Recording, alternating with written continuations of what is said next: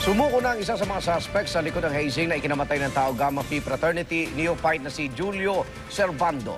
At ayon sa NBI, posibleng maisampa ng reklamo laban sa mga suspect sa hazing sa linggong ito. Idinatalya rin ng isang saksi ang ginawang pagpapahirap sa kanila. Gayon din kung paano sila tinapon o tinipon muna sa isang fast food branch. Yan at ang kuha ng CCTV sa kanilang pagkikita sa kainan sa report ng saksing si John Consulta. Inaasahang dagdag detalye ang mabibigay ng CCTV ito nakuha sa isang fast food branch sa Taft Avenue sa Maynila na pinanggalingan ng mga neophyte ang Tau Gamma Phi Fraternity bago umano sila mahazing noong June 28. Kasama rin daw kasi nakuhanan ang mga member ng frat na may kinalaman sa initiation na sinasabing ikinamatay ni Julio Servando. Nabugbog din daw doon ang 3 iba pa. Pero di malaman kung nakunan din sa CCTV ang member ng frat na sumuko na ngayong gabi kay Justice Secretary Laila De Lima. Kinumpirma ni NBI Director Virgilio Mendez ang pagsuko pero di mo na siya pinangalanan. Ayaw din magdetalye ng kalihim. We cannot yet disclose that. But we know already how many are involved.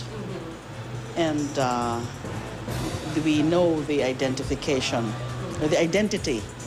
of most of them. Binalikan ng NBI ang fast food branch kasama ng isang saksi na hindi muna pinangalanan. Itinuro niya ang mismong lugar sa labas ng branch kung saan sinundo ang mga neophyte kabilang si Julio. Mga alas 12 ng hapon, dito kami nagsimula mag-ipon-ipon. Tapos mga bandang 4:30, nakompleto na kami. Nung kompleto rin yung grupo, mga 5:30, umalis na kami dito. Nasa mismong frat house din daw ang saksi na sumama rin sa pagbisita roon ng NBI. Ang pagpasok ng mga neophyte, pinangunahan daw ng pinuno ng frat na si Cody Morales. Magsisimula siya sa 6 eh. 6 na isa lang papalo. Tapos pagkatas ng 6 na yun, magbibigay sila ng signal na 1 minuto kang tuloy-tuloy na papaluin ng lahat ng mga.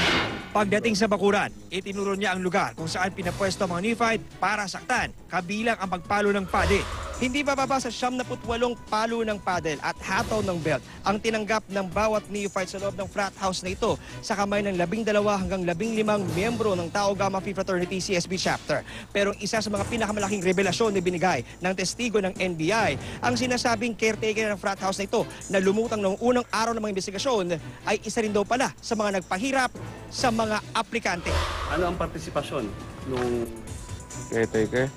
caretaker?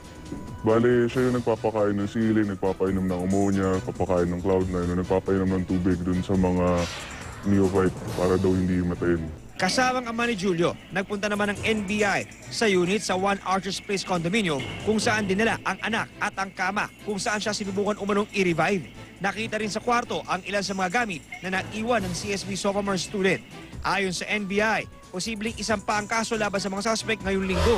Hawak na rin ito ang litrato ng mga suspect, kabilang si John Kevin na nakaalis na patungong Amerika noong July 1, ayon sa mapagkakatiwalaang source ng GMA News sa Bureau of Immigration. Sina Cody Morales ang fraternity head o Lord Grand Tiskelio ng Tau Gamma Phi, si Kalupas o Emeng na master initiator umano o nagdidikta ng takbo ng initiation rites at kadalasang unang pumapalo sa mga initiation, Daniel Paul Bautista o Pope Bautista na sinasabing sumunod sa One Archer's Place matapos mabalitaang nawala na ng mali si Servando, Trex Publico o nagpakilalang Trex Garcia sa logbook ng kondo, Kurt Almazan na naroon din umano sa hazing at Carl Loresca na saglit daw nagpunta sa frat house bagamat di naman lumahok sa initiation.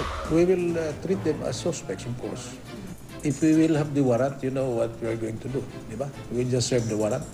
And those people who are harboring them, there are also specific provisions of the law that can be applied as against them.